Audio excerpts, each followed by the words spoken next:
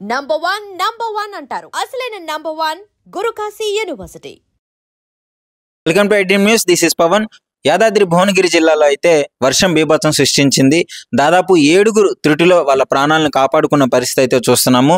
కారులో నల్గొండ జిల్లాకి పెళ్లికి వెళ్ళి వస్తుండగా ఇన్సిడెంట్ అయితే జరిగింది. సో వర్కట్పల్లి చెరువు తెగడంతో నేలపట్ల వలిగొండ ఈ రహదారిపై అయితే కట్ట తెగడంతో ఈ రహదారిపై వర్షం నీరు బీభత్సం సృష్టించని చెప్పుకోవచ్చు. చెరువు నీళ్లు మొత్తం రోడ్డు మీదకి రావడంతో అయినా సరే ఎప్పుడు వచ్చే రూటే కదా అని చెప్పేసి వారు వెళ్ళి మధ్యలో ఇరుక్కుపోవడం జరిగింది. సో ఆ కారులో ఉన్న 7గురిలో 4 యువకులు కావడంతో అందరినీ సేఫ్గా దించేసి వాళ్ళు బయటపడటం జరిగింది. సో రాత్రి సమయం కావడంతో మనకి అంటే వాళ్ళకి ఏమీ అర్థం కాలేదు. క్లియర్గా మీరు విజువల్స్లో చూడొచ్చు. ఆ కారు కొట్టుకొని పోకుండా ఒక తాడు కట్టి అదే ఏరియాలో అది రహదారి, క్లియర్గా అది రహదారి. కాకపోతే మనకి ఆ వర్షం బీభత్సం కారణంగా ఆ నీళ్ళలో అదొక ఏదో చెట్లు మారుమూల కాలువలాగా కనిపిస్తుంది.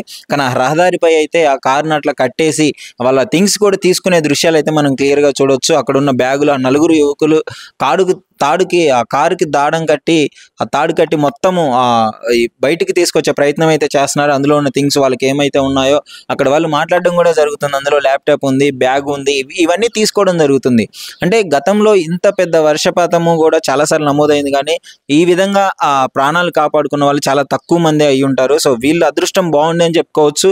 ఎందుకంటే ఒక ఫంక్షన్కి వెళ్ళి వచ్చే దారిలో అయితే రాత్రి కావడంతో చాలా దుర్భరంగా ఉంటుంది పరిస్థితి. ఎందుకంటే ఇక్కడ మన హైదరాబాద్లో కూడా క్లియర్గా చూసాము. ఒక అతను కొట్టుకొని పోయిన విజువల్స్ కూడా క్లియర్గా కనపడ్డాయి హైదరాబాద్లో. సో ఇక్కడికిక్కడే ఇలా ఉంటే ఆ రహదారులపై చెరువు కట్ట తెగింది అంటే ఇంకెంత ఉధృతంగా ఉంటుందో మీరు అర్థం చేసుకోవచ్చు. అంటే గత కొద్ది గంటల్లోనే వర్షం బీభత్సంగా నమోదవ్వడము, ఆ వర్షపాతం ఎక్కువగా రావడం వల్ల ఇలాంటి ఇన్సిడెంట్ జరిగిందని చెప్పుకోవచ్చు. వాళ్ళు కారులో ఉన్న వాళ్ళైతే ప్రస్తుతం చాలా సేఫ్గా ఉన్నారని చెప్పుకోవచ్చు. ముఖ్యంగా థింగ్స్ అవి తీసుకునే విజువల్ అయితే బయటకు వచ్చి ఇప్పుడు అది సోషల్ మీడియాలో విపరీతంగా ట్రెండ్ అవుతుంది. సో అందరూ నెటిజన్స్ కూడా కామెంట్ చేస్తున్నారు, వాళ్ళ లక్ బాగుండి బతికారు.